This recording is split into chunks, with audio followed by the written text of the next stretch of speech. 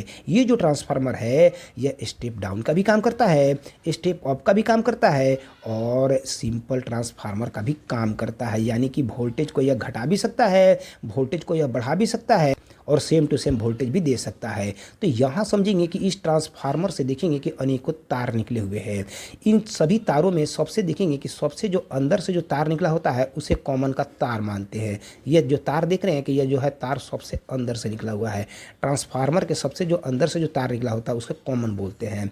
Common के बाद या तो 8 तार निकले होते हैं या 9 तार निकले होंगे। तो देखेंगे कि यह कॉमन के बाद देखेंगे कि 1 2 3 4 5 6 7 8 9 कुल 9 तार निकले हुए हैं। तो अगर 9 तार निकले होंगे तो कॉमन के बाद अगर 9 तार निकले होंगे तो उस स्थिति में जो कॉमन के जस्ट जो बगल वाला तार होता है उस तार को ऑटो कट कीट का तार मानते हैं। ऑटो कट कीट को सप्लाई देने के लिए इस तार का यूज़ करते हैं और बाकी जो तार बचे इन तार का यूज हम लोग घटे हुए वोल्ट को बढ़ाने के लिए करेंगे या बढ़े हुए वोल्ट को हटाने के लिए करेंगे या सेम टू सेम वोल्टेज को प्राप्त करने के लिए करेंगे। तो सबसे पहले इस ट्रांसफार्मर को थ्योरेटिकली समझेंगे कि किस प्रकार से यह ट्रांसफार्मर काम करता है। उसके बाद इस ट्रांसफार्मर को प्रैक्टिकली भी समझेंगे कि किस प्रकार से यह ट्रांसफार्मर घटे हुए वोल्ट को बढ़ाता है, बढ़े हुए वोल्ट को घटाता है और सेम टू सेम वोल्टेज देने का काम करता है। ऑटो ट्रांसफार्मर का सांकेतिक चिन्ह इस प्रकार का होता है। ऑटो ट्रांसफार्मर को सर्किट डायग्राम पर इस प्रकार से दर्शाया जाता है। ऑटो ट्रांसफार्मर के इस वायर को कॉमन के नाम से जानते हैं। इसे कॉमन वायर इसलिए बोलते हैं क्योंकि इसका यूज़ है हम लोग एसी वोल्ट देने के लिए भी करते हैं और एसी वोल्ट लेने के लिए भी करते हैं। यानी कि इन और आउट दोनों के लिए यह कॉमन वायर होता है। इस कॉमन वायर को स्टार्टिंग वायर भी कहा जाता है। इसे स्टार्टिंग वायर इसलिए कहते हैं क्योंकि यहीं से तार लपेटने की शुरुआत होती है। तार लपेटने की शुरुआत यहीं से करते हैं, इसलिए इसे स्टार्टिंग वायर भी बोला जाता है या इसको जीरो का वायर भी बोलते हैं। स्टार्टिंग वायर के बाद जो पहला तार निकला होता है वह 12 से 18 वोल्ट का वायर होता है। स्टेबलाइजर में जो ऑटो कट किट यूज़ में लाया जाता है उस किट को काम करने के लिए सप्लाई देना होता है और वो सप्लाई इसे एक कॉमन लाइन से देते हैं और दूसरा सप्लाई 12 से 18 वोल्ट के लाइन से देते हैं। ज़रूरी नहीं है कि ऑटो जो ट्रांसफार्मर होता है उस ट्रांसफार्मर से 12 से 18 वोल्ट का वायर निकला ही हो।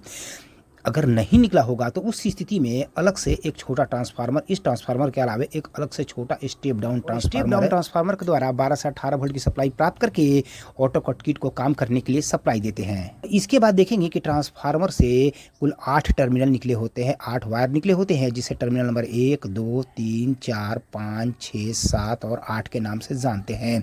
ये सभी टर्मिनल का यूज़ हम लोग आवश्यकता अनुसार सप्लाई को कम और अधिक करने के लिए करते हैं। सबसे पहले यहाँ समझेंगे कि कॉमन वायर को एसी की सप्लाई देते हैं। एसी की सप्लाई सबसे पहले कॉमन को देते हैं और साथ ही साथ एसी की सप्लाई कॉमन से प्राप्त भी करते हैं। एसी की सप्लाई सबसे पहले कॉमन को देंगे और साथ ही साथ कॉमन से सप्लाई को प्राप्त भी कर लेंगे। तो आइए सबसे पहले हम लोग समझेंगे कि इस ट्रांसफार्मर के द्वारा घटे हुए वोल्ट को कैसे बढ़ाते हैं।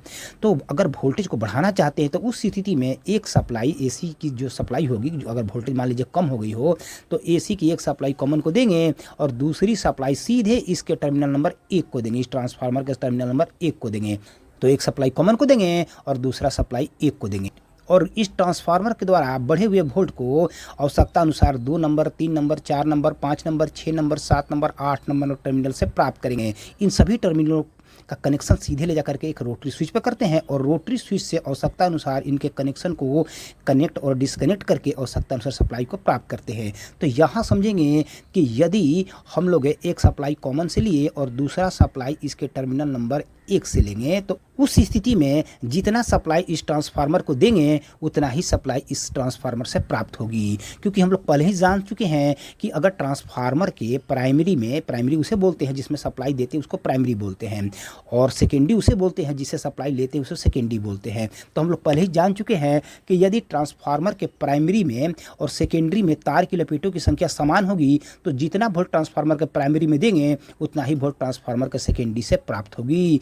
तो यदि यहाँ पर 100 वोल्ट की सप्लाई देते हैं, 100 वोल्ट की सप्लाई देंगे और अगर प्राइमरी में यहाँ से यहाँ देख रहे हैं कि तार की लपेटों की संख्या कितनी है तो 500 है, यानी कि 500 बार तार को लपेटे हैं। तो प्राइमरी में तार की लपेटों की संख्या 500 हो गई और जबकि सप्लाई एक यहाँ से और एक यहाँ से ले रहे हैं तो सेकेंडरी में भी तार की लपेटों की संख्या 500 ही हो गई। तो जितना वोल्ट सप्लाई देंगे, अगर 100 वोल्ट की सप्लाई देते हैं, 100 वोल्ट की सप्लाई देंगे तो उस स्थिति में आपको 100 वोल्ट की सप्लाई यहाँ से प्राप्त होगी। यहाँ पर 100 वोल्ट देंगे और यहाँ से 100 वोल्ट की सप्लाई एसी 100 वोल्ट की सप्लाई प्राप्त होगी। और अगर मान लिया जाए कि यहाँ से सप्लाई नहीं लेना चाहते हैं, सप्लाई जो है यहाँ से लेना चाहते हैं, इसका टर्मिनल नंबर 2 से अगर लेना चाहते हैं, तो उस स्थिति में देखेंगे कि इसका प्राइमरी में मात्र तार की लपेटों की संख्या है 500, यानी कि 500 बार तार को लपेटे हुए हैं, 500 तार को लपेटे हुए हैं। जबकि सेकेंडरी में देख रहे हैं कि तार की लपेटों की संख्या 500 और प्लस 100 600 हो गई।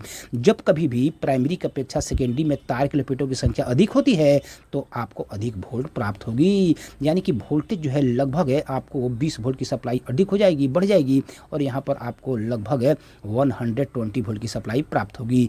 ठीक इसी तरीके से अगर मान लिया जाए कि इसके 3 नंबर टर्मिनल सप्लाई लेते हैं, तो अगर 3 नंबर टर्मिनल सप्लाई लेंगे तो उस स्थिति में देख रहे हैं कि प्राइमरी मात्र 500 में प्राइमरी की टर्न संख्या 500 है, जहां सप्लाई देते हैं उसको प्राइमरी बोलते हैं। जबकि सेकेंडरी की टर्न संख्या हो गई 500 और प्लस 200, यानी कि 700 तार की लपेटों की संख्या होगी। जब सेकेंडरी में तार की लपेटों की संख्या अधिक होगी तो और जो है वोल्टेज आपको अधिक प्राप्त होगी, तो लगभग और 20 वोल्ट बढ़ जाएगी और आपको यहाँ पर मिलेगी लगभग 140 वोल्ट की सप्लाई।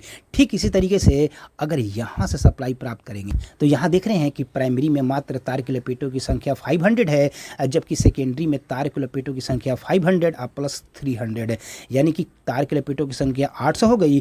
तो जब कभी भी प्राइमरी की अपेक्षा सेकेंडरी में तार की लपेटों की संख्या अधिक होगी तो यहाँ से आपको अधिक सप्लाई प्राप्त होगी, तो लगभग 20 वोल्ट और सप्लाई आपको अधिक प्राप्त होगी, यानी कि यहाँ पर 100 वोल्ट की सप्लाई देंगे तो यहाँ पर जो है 20 वोल्ट अधिक है, 120 वोल्ट, यहाँ पर 140 वोल्ट और यहाँ पर 160 वोल्ट की सप्लाई प्राप्त होगी।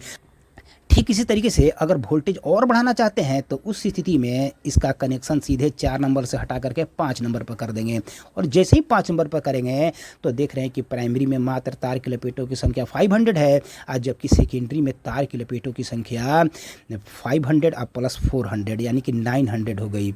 900 बार तार को इसमें लपेट दिए, सेकेंडरी में तार की लपेटों की संख्या 900 बार हो गई, जबकि प्राइमरी में तार की लपेटों की संख्या मात्र 500 है। तो जैसे जैसे तार सेकेंडरी में तार की लपेटों की संख्या अधिक करते हैं वैसे वैसे वोल्टेज आपको अधिक प्राप्त होगी। तो उस स्थिति में 20 वोल्ट और अधिक हो जाएगी और यहाँ पर मिलेगी आपको 180 वोल्ट की सप्लाई।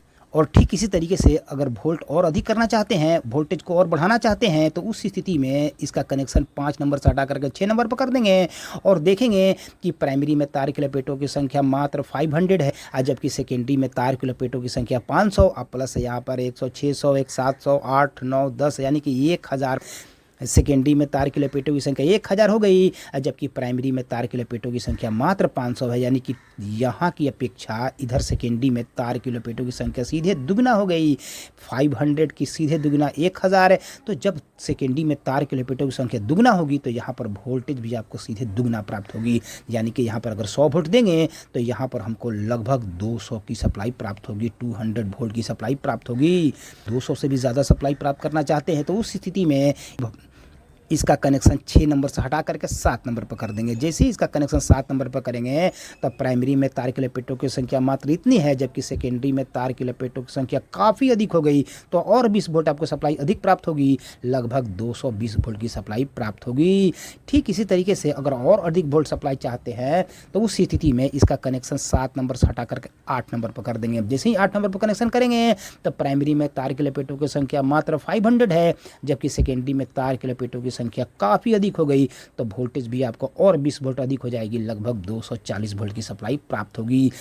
तो इस प्रकार से इन सभी टर्मिनल से विभिन्न प्रकार की सप्लाई प्राप्त होगी और इन्हीं सप्लाई को लेकर के रोटरी स्विच पर कनेक्शन करते हुए रोटरी स्विच से सप्लाई प्राप्त करते हैं। एक सप्लाई रोटरी स्विच से प्राप्त करेंगे और दूसरा सप्लाई इसके कॉमन लाइन से प्राप्त करेंगे। और यदि इस ट्रांसफार्मर का यूज वोल्टेज को घटाने के लिए करना चाहते हैं, स्टेप डाउन के रूप में करना चाहते हैं, तो उस स्थिति में एक सप्लाई इसके कॉमन को देंगे और दूसरा सप्लाई इसके टर्मिनल नंबर 1 को नहीं देकर के सीधे सप्लाई देंगे इसके टर्मिनल नंबर 8 को।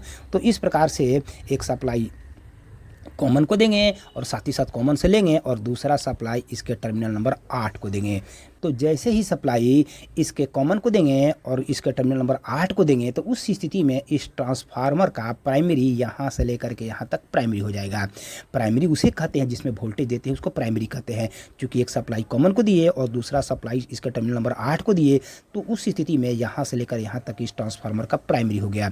और अगर यह प्राइमरी है, प्राइमरी में मान लीजिए कि 280 वोल्ट की सप्लाई दी हुई है, अगर वोल्टेज बढ़ जाए तो उसको हम लोग घटाना होता है। तो अगर मान लिया जाए कि 280 वोल्ट की सप्लाई प्राप्त हो और उस वोल्टेज को घटाना चाहते हैं, तो उस स्थिति में एक सप्लाई इसके कॉमन को देंगे और दूसरा सप्लाई इसका टर्मिनल नंबर 8 को देंगे। और वही सप्लाई अगर यहाँ से प्राप्त करेंगे, एक सप्लाई तो हम लोग जानते हैं कि कॉमन में देते भी है और कॉमन से लेते भी है, तो एक सप्लाई कॉमन से लेंगे और दूसरा सप्लाई इसका टर्मिनल नंबर अगर 8 से लेंगे, तो उस स्थिति में जितना वोल्ट की सप्लाई देंगे उतना ही वोल्ट की सप्लाई प्राप्त होगी। क्यों?